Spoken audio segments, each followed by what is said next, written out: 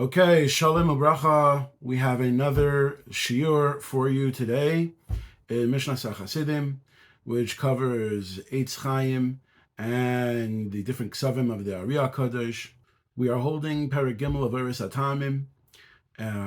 We're discussing how the kelim of Olam Akudim are made. This is the Kli HaKeser. The Oros was above the peh avak, oz and chotim and peh, and when it comes out of the peh, the oros mekifim and the oros pnimim become one within the peh of Adam Kadmon. And so we continue to discuss how these kelim are made. I want to point out just a couple of things before we go on. Number one, all of these oros that we're dealing with now are oros hatamim of sag, oros detamim de sag. And not the lower dargos, meaning not sag de sag, not ma de sag or ben de sag. And the reason for this is because the lower dargos, sag de sag, ma de sag, ben de sag, are all meluvish in the lower oros within the neshama of Adam Kadmon. So, for example, sag de sag, ma de sag, ben de sag are all meluvish within the shem ma hakolel, v'shem ben hakolel.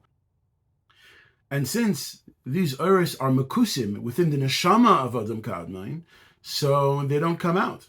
They don't come out, at least at this point, they don't come out. Later on, they do taka come out within Olam HaNekudim, but at this point now, the oros which come out are the oros which are most accessible, which is tamim de sag. Secondly, we have another point.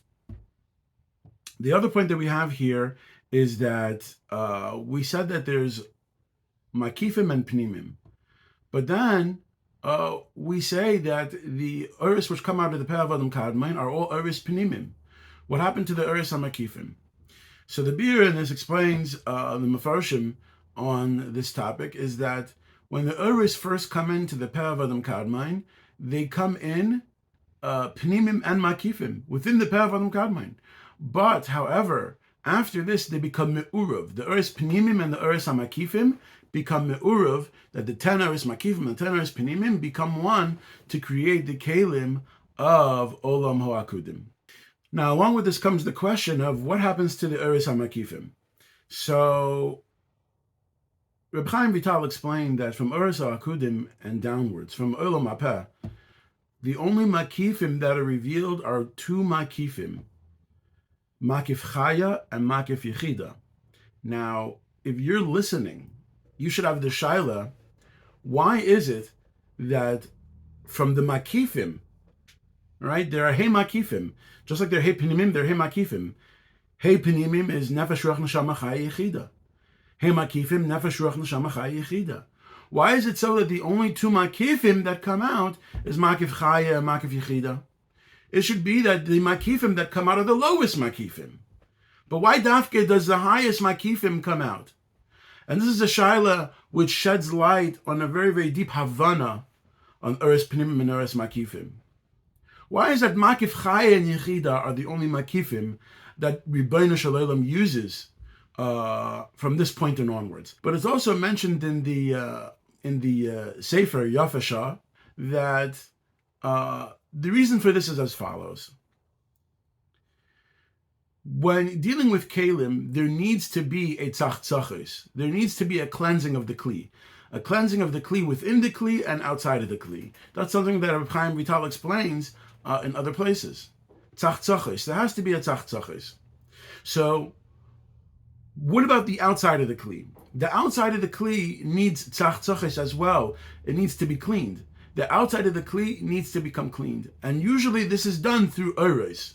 The oros mekifim cleanse the outside of the kli, and the oros pnimim clean the inside of the kli. But here's the catch. While it's true that oros pnimim clean the inside of the kli for the stages of the kli of nefesh, ruach, neshama, chai, and yechida, nevertheless, when it comes to the mekifim, the oros mekifim, the makif of nefesh, ruach, and neshama do not cause such a tzachtzachos, such a cleansing of the kli as makif chaya, which is the ur of Abba, and makif yichida, which is the ur keser. Makif chaya and yichida cause a true tzachtzachos hakli. It causes a true tzachtzachos of the kli.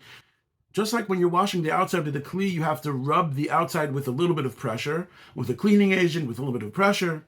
So too, the only pressure we have that can wash this kli is the or makif chaya and the or makif yichida. And why is this? So explains the Yafeh Shah that because Abba and Ima are train rein delay misparshin. Abba and Ima never like to leave each other. Train rein delay misparshin. They're two lovers that don't part. And being that that's the case, the makif of Abba, which is outside of the kli, is trying to penetrate the kli, is trying to penetrate the dofen hakli, the walls of the kli. And because this ur hamakif is trying to penetrate the walls of the kli to be with its beloved, to be with the ur of bina, because Abba and Ima are trained rein delay misparshin. So there's a lot of pressure which is put on the kli to get within the kli in order that the makif of chaya should be with the ur of bina. Because of this, dafke makif chaya causes a true tzachtzachos, whereas meaning a true cleansing, whereas the other dargos of makif do not cause the same effect.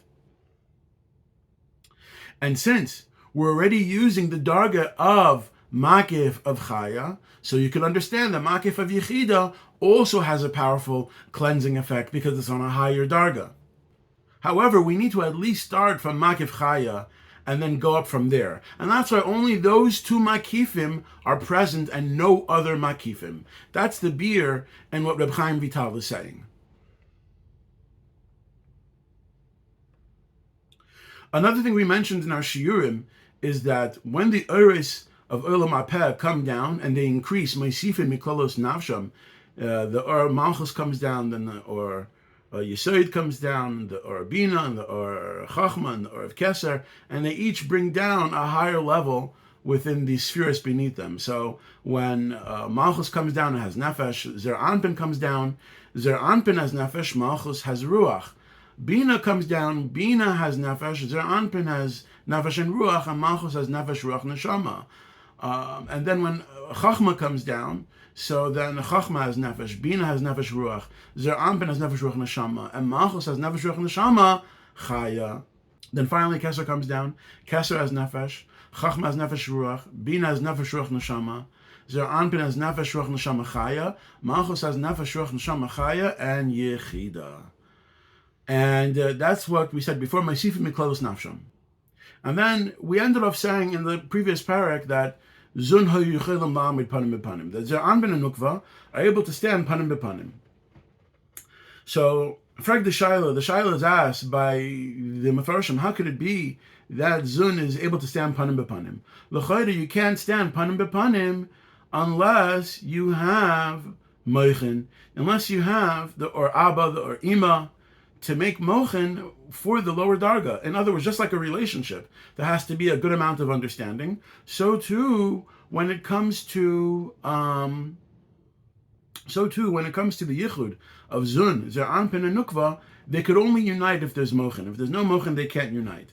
So if that's the case, since the higher dargas have not received mochen yet, Abba and Ima have not received mochen, and at this darga, right, they haven't reached the Yichud Shalem, right?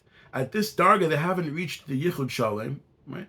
Even though that the Ora Chachma and the Ora Bina have a desire to be together, but they haven't reached the Yichud Shalem yet. So how could it be that Zun is able to stand panim b'panim?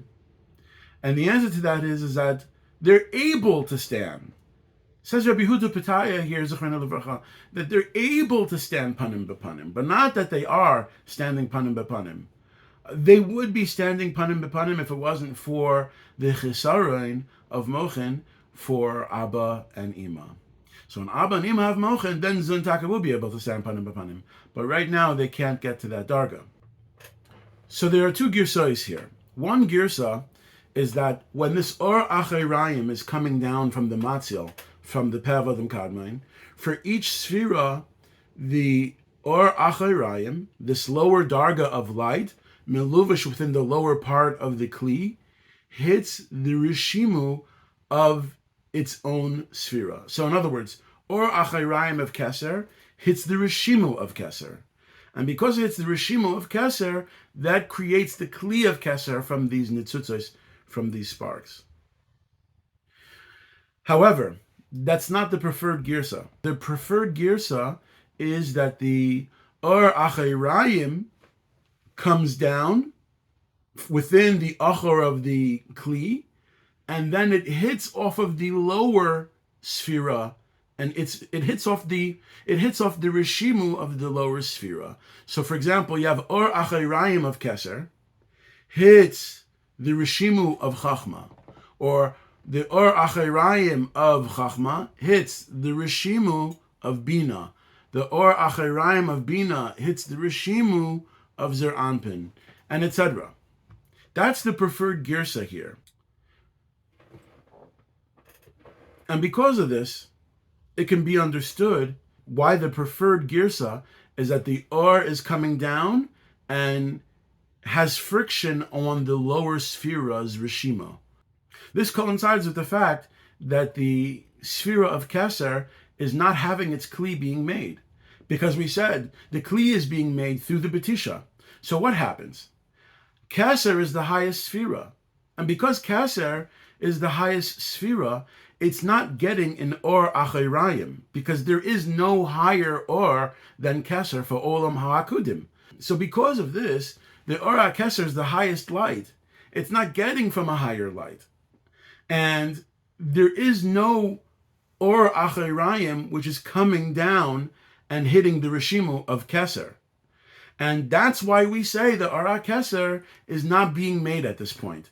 If we said that the or achayrayim is hitting its own rishimu, that the or achayrayim is hitting its own rishimu, so then the kli keser can be made at this point. But since we say that the or keser does not have a kli being made, it must mean because the or keser is the highest darga, and there's no or achor coming from a higher darga to hit the rishimu of the kli of keser. So there you learn that the preferred girsa is that the or achayrayim from a higher darga hits the rishimu of the lower sphira. Now let's talk about some questions that we have here. One question that you could ask here is, why doesn't the or choser, for example, the or choser of chachma, the or going back from the darga of chachma, why can't it hit the rishimu of keser to make the kli keser? In other words, there's an or of tamim which is going back up to the matzil. Why can't that or hit the rishimu of keser and thereby make the kli keser? Why can't it hit the rishimu of keser and thereby make the kli keser? So Rabbi Yehuda Pataya says in his Beis Lachem Yehuda on this, because the only time haka happens is when there are two opposite lights, one or choser and one or yashar. In order for there to be a haka, the lights have to be different. The oros have to be different. There has to be an or choser and an or yashar. But if we're looking at the oros going back within the pevadim kadmain, that itself is or choser, and the rishimu itself is or choser. The rishimu itself is or choser. Even though the rishimu is in order to give light to a lower darga, its main idea is that when a light leaves, it leaves a rishimu. So its essence is or choser. So or choser and or choser can't make kelim because there's no friction. The question that some ask is that why do the vav ketzavos, chesed, gvura, tiferes, netzach, and hod, why do they all leave a rishimu as well? L'chayra, zer anpin is one unit. Why can't it leave one rishimu? Well, Rabbi Yehuda Pataya said about this is because it's for Malchus. It's not for the Vav Ketzavos themselves, it's for Malchus. Malchus has to be makabel from all these facets of the Vav Ketzavos, and apparently for it to be makabel from all the Vav Ketzavos, it needs to have a Rishimu for each of the different spheres within Vak.